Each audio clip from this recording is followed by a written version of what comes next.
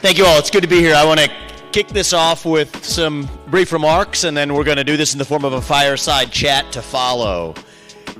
This has been months in the making. Actually, I spoke at a conference in New York earlier this year where we unveiled that in November we would be unveiling the core pillars of my cryptocurrency policy. We believe in following through on our commitment. Our team's been hard at work, and what I want to share with you today will, I believe, be a framework for the next president of the United States to actually liberate and unshackle a sector that can be an area where the United States leads instead of an area that the United States abdicates. And I do think that that is the choice that we face today. I think we're at a fork in the road, and there's a learning I guess I'd like to share with you all. I've talked to policymakers, I've talked to many people across your sector and industry in informing this policy vision. Here's what I've learned. I began wondering whether the hostility towards cryptocurrencies, decentralized finance, begins with a lack of knowledge in Washington, D.C. And there's a certain element of that, absolutely. I'm an entrepreneur, I'm not a politician, so it's closer to second nature for me to understand the essence of what's going on. But I've learned plenty, and I assumed that the real deficit here was a failure of understanding. And I think the bad news that I'll share with you is that that assumption was false. It's not a lack of understanding of what you all do. It's actually the real danger comes from the people who do understand what you do, but are hostile to its existence because it is a threat to the prevailing status quo in Washington, D.C. Now, the litmus test that I use for every policy we roll out is, would our founding fathers be proud of what they see today, or would they be appalled? And what you see today in the choke point, it really is a form of an operation choke point to choke cryptocurrencies and alternative currencies to the dollar out of existence in the United States. What you really see is something that our founding fathers would be rolling over in their graves if they really knew what was happening. So we're going to talk about a better path forward today. People who we elect to run the government are no longer the ones who actually run the government. That's problem number one. Problem number two is our founding fathers set into motion in the Constitution a vision that power, whenever possible, should be decentralized from the federal government. That's codified in the 10th Amendment to the Constitution of the United States. Well, most of the regulations that affect the crypto sector today, or the backdoor regulations, are really implemented not through the front door of Congress, but through the back door of three-letter agencies, particularly the SEC, which today are implementing through the back door what government never actually agreed to achieve through the front door under the Constitution.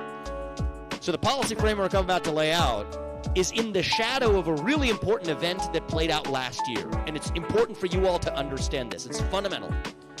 Sometimes to understand what needs to be done within crypto, you need to step outside of crypto to come back in.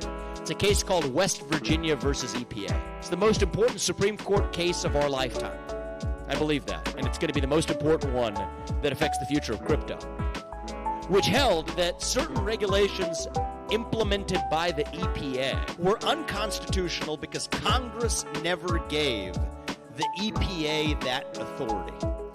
What the Supreme Court said is if that had a $2,000 per person impact, that was such a major question that it had to go through the front door of Congress. Well, I want you to understand that very carefully, because that means that most of the regulations, arguably all of the regulations, that are being used to classify cryptocurrencies as securities or otherwise, incorrectly in my view, all the regulations that are being used to sort of decide whether or not there's a particular sector that's within the purview of the SEC itself to regulate are also unconstitutional under that same standard. And so it's with that backdrop that today I am rolling out three basic principles that form the backbone of what will be, under my administration, the framework for a cryptocurrency policy.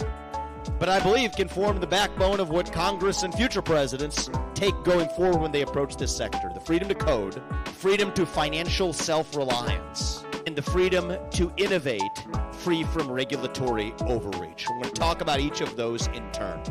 Thank you. I appreciate that. I'm going to get specific here. Earlier this year, I've talked about why I believe in the pioneering founding vision, why Thomas Jefferson would likely be a cryptocurrency pioneer if he were alive today. He was 33 years old when he signed that Declaration of Independence. He invented the swivel chair while he was at it. This is the spirit of our founding fathers, and we can get into that in our fireside chat as well. But today I'm keeping a promise I made at that last forum to roll out hard specifics of what exactly that policy is. First is the freedom to code.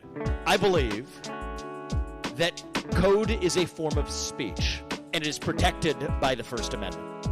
So when you take an example like the case brought against the Tornado Cash folks, for example, put aside the specifics of whether what was done is right or wrong. You can't go after the developers of code. What you actually need to implement is going after individual bad actors that are breaking the laws that already exist on the books. Theft is illegal today. Whether it's a theft of my phone, theft of a USB stick that contains your passwords, or theft of your car, that's the existing regulatory regime that applies. But the unconstitutional overreach is the government saying that particular types of speech, the type of speech expressed as code, is subject to a separate set of rules or separate set of regulations. That ends on my watch. And so once we recognize that code is speech, now you're talking about a constitutional level of protection. To say that, can you go after somebody for stealing an asset of somebody else, whether it's a digital asset or otherwise? Absolutely. Because that's violating laws that exist relating to property rights. But converting code into some kind of crime in its own right, whatever the form of that code is itself an unconstitutional violation. That's the freedom to code, is codifying code as speech. That's a bedrock principle for the future of your sector, and I think keeps the government out of your hair. Number two, freedom for financial self-reliance. This is the Jeffersonian, Jacksonian view this country was founded on. Think about the AML statutes, the Know Your Customer statutes from banks, flowing from the Bank Secrecy Act. In my view, the Bank Secrecy Act and many elements of it today are fundamentally unconstitutional. And they're unconstitutional because they proceed from what's called the third-party doctrine. The third-party doctrine, under my administration, I swear an oath to the Constitution. If I keep an oath to that Constitution, we refuse to enforce any regulations that follow from that third-party doctrine. This was one that came in the wake of the Patriot Act, in the wake of 9/11, where they say that if you give your data to a third party, I'll tell you the situation this came up in, but if you give your data to a third party, you have automatically given up all rights to your own data or your own privacy, opening up the regulatory door. So where they use this was for wiretaps, to say that if you initiate a phone call, I call you, and we're using a phone to do it, the conversation that we're having is giving our data, the subject of our conversation, to a telephone company, because the telephone company mediates our call, and then that gives the government then the right to listen to what's going on under certain conditions without a warrant. That is a bastardization of our Constitution. We're not actually turning over that data when we're initiating a phone call from one to another. So recently, in the last few years, the Supreme Court has already begun to call that doctrine into question. That opens up, completely rolling back, the same hook they're using for anti-money laundering regulations or for know your customer requirements that would choke the lifeblood out of this sector. And so what I view is that the Bank Secrecy Act and many of the so-called digital anti-money laundering statutes that are working their way through Congress are fundamentally unconstitutional for the same reason. And when I swear an oath to that Constitution, any regulatory action taken on that premise, on the basis of the third-party doctrine, is also unconstitutional. And let's get very specific. Any regulation that then touches self-hosted wallets will end on my watch. That is a fundamental premise of financial self-reliance.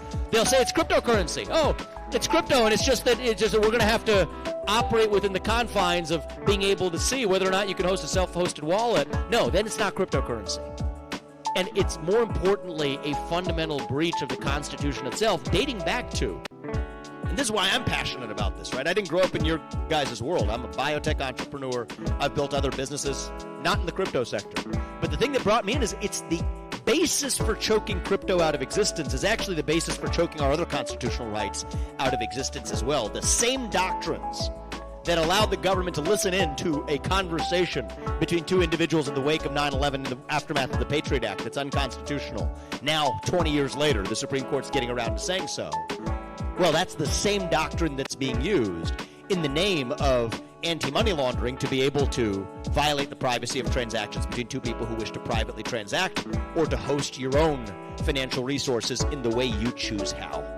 That's something that Thomas Jefferson to James Madison to John Jay would support if they were alive today. And I think we deserve a class of political leadership that once again stands for what our founding fathers would have stood for.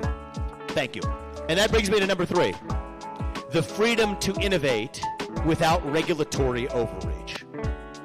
This is where West Virginia versus EPA comes back. On day 1, as your next president, I will rescind any unconstitutional regulation that fails the Supreme Court's test in West Virginia versus EPA. And to be clear, that will include most, if not all, of the SEC's regulations as it applies to crypto. And the reason is, they never had the power per Congress to do it. The people who we elect to run the government are supposed to be the ones who actually run the government. So I'll be frank with you. If a majority of people in the United States of America show up at the ballot box, vote for congressmen and senators who say they want to ban the existence of cryptocurrencies in the United States, I wouldn't vote for that.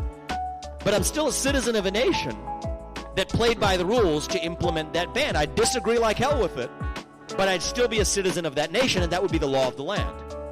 We'd have to live by it. That's not what's happening today. That would never happen because what, 25% of people are now transacting in cryptocurrencies already. Americans are naturally a freedom-loving people. We're never going to agree to that kind of legal constraint through the front door. And so what you have is the Gary Genslers of the world implementing that through the back door without any backstop of political accountability. Well, West Virginia versus EPA teaches us that this is a gift last year. What you need is a president who understands the gifts we've been given by our Supreme Court to actually use it. Not somebody who's given you poll-tested platitudes that are served up by the same managerial class, the same swamp that wants you all not to exist. No. Can't have a president who's duped by this, who understands the toolkit we have to stand for the Constitution, to swear an oath to the Constitution and to keep it, to say that any regulation that fails that test, not just at the EPA, but any other administrative agency, is null and void. I will have every agency on day 1 stand down, day 1, January 20th, 2025, stand down from enforcing any regulation that fails that test. And if that means the enforcement division of the SEC is not going to have much more to do, that's fine. They can go home and find honest work in the private sector. That still is part of the problem, is you got a bunch of people showing up to work who should have never had that job in the first place. They find things to do. 75% reduction in the number of federal bureaucrats on day 1, on year 1, I should say. That's what we're going to get to. Day 1 we'll get started. And that's how you restore honesty and accountability back in a government that's tied to the laws that we pass through the democratic process, not the backdoor shadow government of regulation that we now have affecting your sector and countless others, from the energy sector to drug discovery to every other, impeding innovation in the United States of America. So, freedom to code, freedom to financial self-reliance, and freedom to innovate without regulatory overreach. These are the basic principles of a crypto policy framework that's now on our website and everywhere else. You can go into the specific elements of individual policies we're going to support, where we come down on individual cases, the specific cases that are adjudicating the First Amendment protections that should apply to code as expressed through speech. That's what I think you deserve. It's not you who deserve it, though. It's what we deserve as Americans. We were born as the pioneers, the explorers, the unafraid, the people who would not be stopped by somebody telling us what we can and cannot achieve. That is the American way. And I think we're going to have to restore that founding spirit in our country. And what I'll say is, what's actually going on at the heart of this is insecurity in the managerial class that runs the government today. I've called for a 90% headcount reduction at the U.S. Federal Reserve, because I will put the Fed back in its place to stabilize the dollar as a unit of measurement, measured against a basket of commodities, period. That's part of the reason the dollar is threatened to lose its status as the reserve currency of the world. But what are we doing instead is the people who are in charge, when you're hostile to competition, when you try to stifle an alternative to the current system, what that means is that you're actually insecure in your own value proposition. So as the next president, Absolutely, I want the dollar to remain the reserve currency of the world. But the way we're going to do it isn't by choking competition out of existence. I welcome that competition. We should want a president who has enough grounding and self-security in the United States of America to say we are at our best when there's competition to a system where when the dollar is failing, when our national debt's 33 grown to $34 trillion and growing, that it is a good thing that people have an ability to opt out of that system if they wish. And if they choose to do that, then that's a failure of the existing system as it exists. That's the kind of spirit that our founding fathers brought to this country 250 years ago. That's the kind of spirit that I'm going to bring to the White House once again if you all put me there as your next president. Now, and I'll close with this. This goes to the heart of our national identity. It goes to the heart of who we are as Americans. The moment where we've lost it, actually. You ask people my age, I'm 38 years old. I'm the youngest person ever to run for U.S. president as a Republican. I can tell you, speaking as a member of, looking at many of you, younger than me, members of our generation, we are lost, we are hungry for purpose and meaning.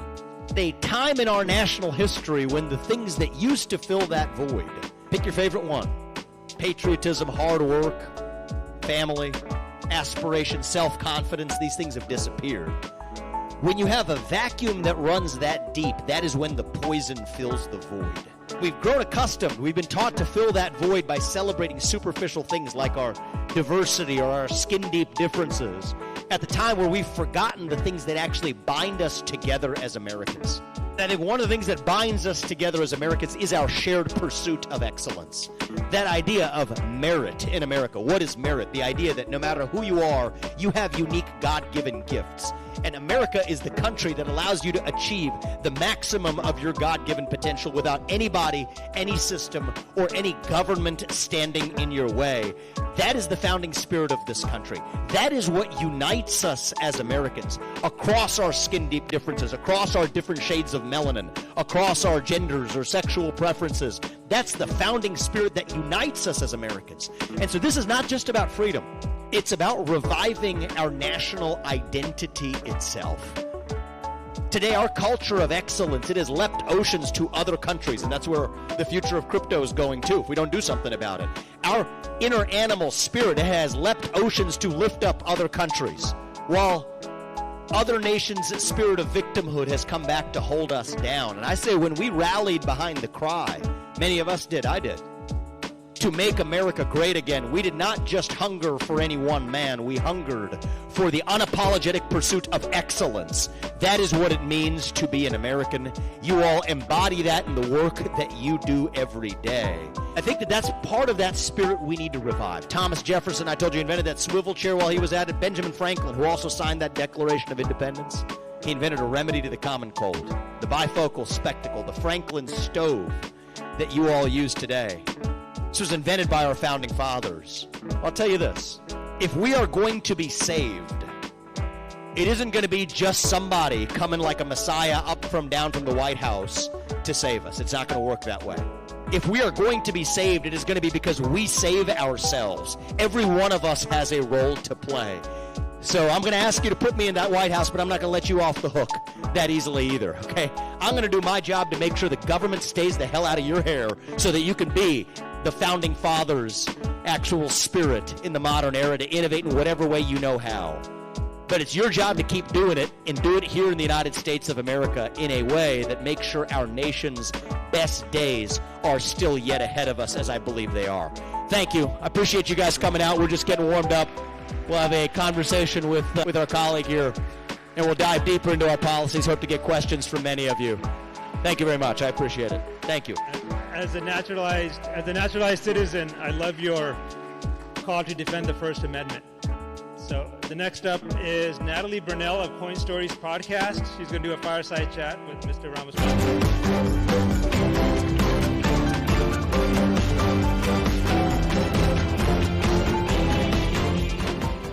We had the chance to cover a lot of ground already this week on my show. And I have a question, because one thing that we talked about is how there's been sort of a decline of the American dream. And financial sovereignty is so core to be able to have economic hope and take care of yourself and your family for generations. How do you think something like Bitcoin can help rebuild the American dream as a form of digital hard money? So look, what is the American dream? We use this term loosely. What does it actually mean? I think it means that no matter who you are, where your parents come from, or what your skin color is, that you're free to achieve whatever you want in this country with your own hard work, your own ingenuity, your own commitment, your own dedication, period, without anybody standing in your way.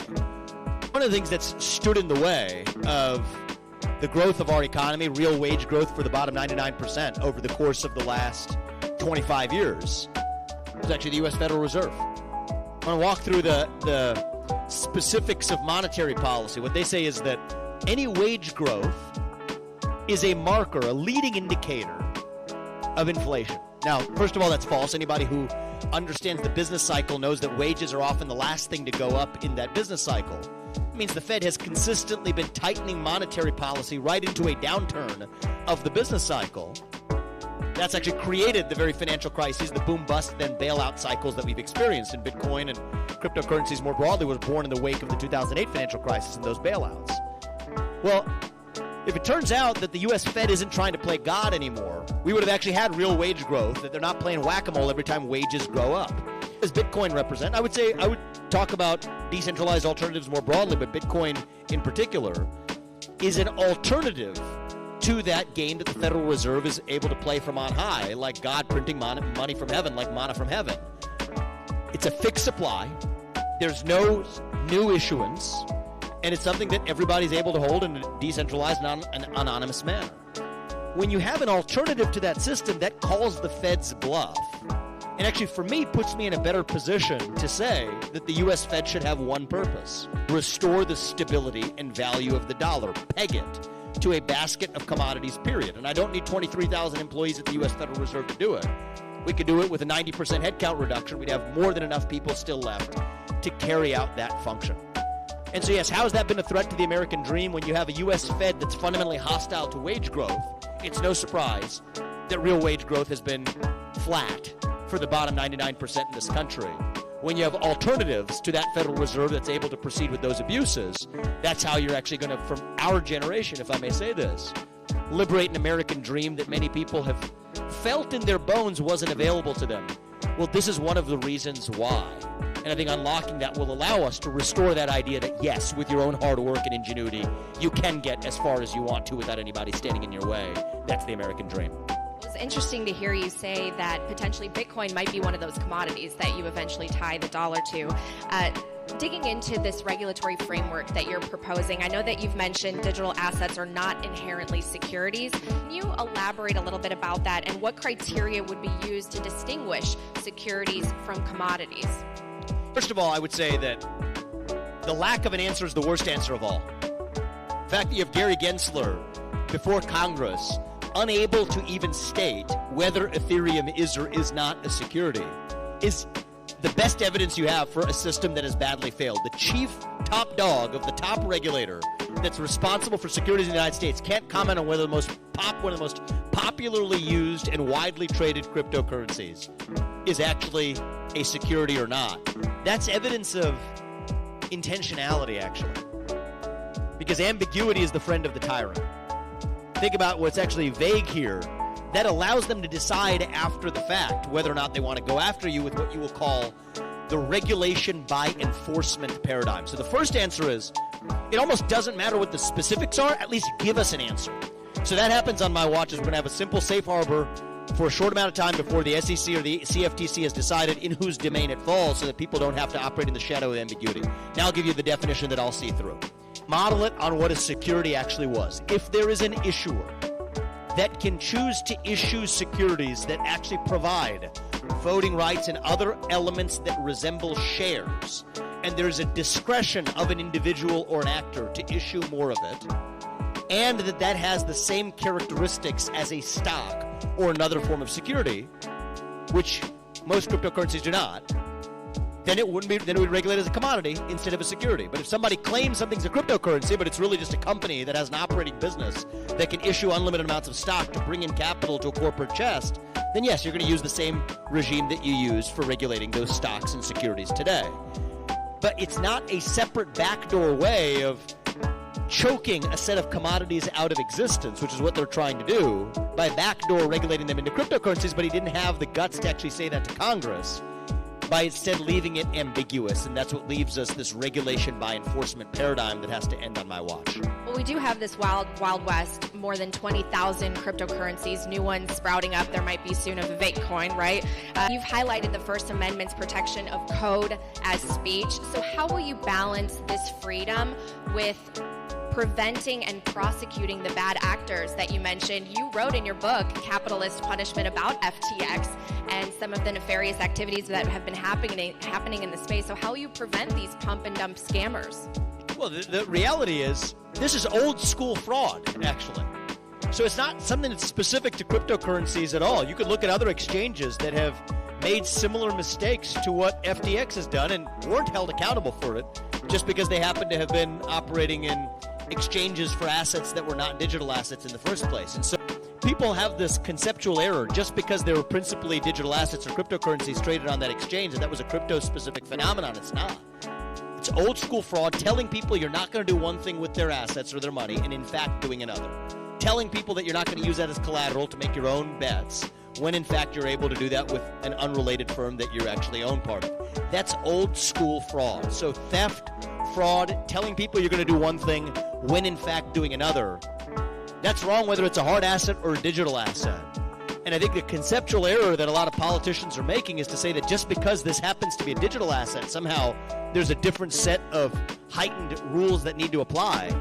No, I think it's the same rules that have always been used. I don't care who you are, if it's my USB stick or my car. If you steal it and it belongs to me, you can apply the same set of rules and the same set of laws to prosecute those who are responsible.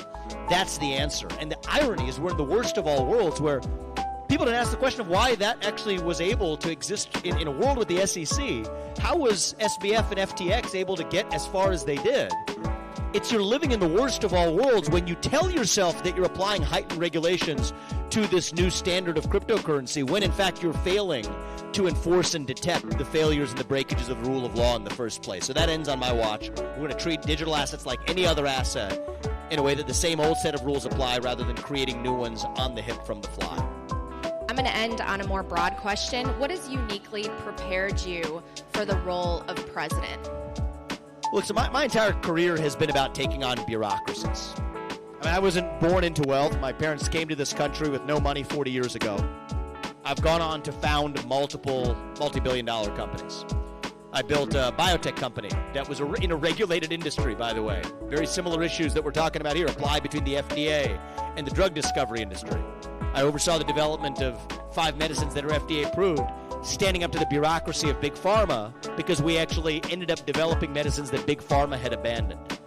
My second business was a business called Stride that stood up to the ESG cartel. BlackRock, State Street, Vanguard, abusing the money of everyday retirees and investors to vote for environmental and social agendas in corporate America's boardrooms that most Americans did not approve of. That's a different kind of financial abuse. I built an asset manager that was a leading anti-ESG asset manager, crossed $1 billion in assets under management in a year after launching our first fund. And so, for me, I'm not a politician, but I have built my career and have achieved success, if I may say it, by taking on bureaucracies. Bureaucracy of Big Pharma, the bureaucracy of the ESG cartel. Now I'm looking to take on the biggest bureaucracy of all, and that is the bureaucracy of the shadow government in Washington, D.C. It's not even Congress. It's the millions upon millions of federal bureaucrats who were never elected to their position in the first place, and they're the ones trying to choke the U.S. energy sector, from oil and gas to drug discovery to the advent and innovation of cryptocurrencies, out of existence. And so, look, I have a reasonable shot. I'll be very, very frank with you all. We have a uphill path, but a clear path nonetheless, for me to be your next president. There'll be 3 Republican candidates on that debate stage next week. I'm one of them. I think I'm the most pro-crypto candidate that has ever run for president of the United States. And so at this stage of the race, when I see our clear path, we're not shy about asking everybody else to do their part. Our family, we've been successful. This country has blessed us with much. We're stopping at nothing in terms of the investment and the financial and non-financial investment we're making to allow this to succeed. I'm asking for everybody else here. I mean, we're going to do our part. We're hosting a reception, I know, right after this. There's a QR code that I think they're going to put up on the screen. We take crypto for people who are able to support us to whatever maximal level you're able to. If you all do your part, Apoorv and I and our family, we're going to do ours. I think too often you have a lot of independent candidates or libertarians or otherwise that are in political races to make a point. The point never really gets made without winning. And the reason I'm running as a Republican is that we do live in a two-party system, but we have to use that system to achieve a pro-American agenda. And so at this stage of the race, we're not going to be shy about asking everybody for help. I think we have a clear path to success. And whether or not we succeed depends on whether like-minded Americans across this country lift us up. And so I'm going to ask everybody here to do whatever the maximum is you're able. From everybody who's a similar pioneer and an innovator in the same way, if you all do your part, we're going to do ours. And between now and the Iowa caucus on January 15th, I think we have an opportunity to turn this country upside down. We'll put up that QR code. Join us at the reception. It's a minimum. We'll ask for is $1,000 for people to come in whatever format they're able to, crypto or other, any multiple currencies accepted, U.S. dollar included.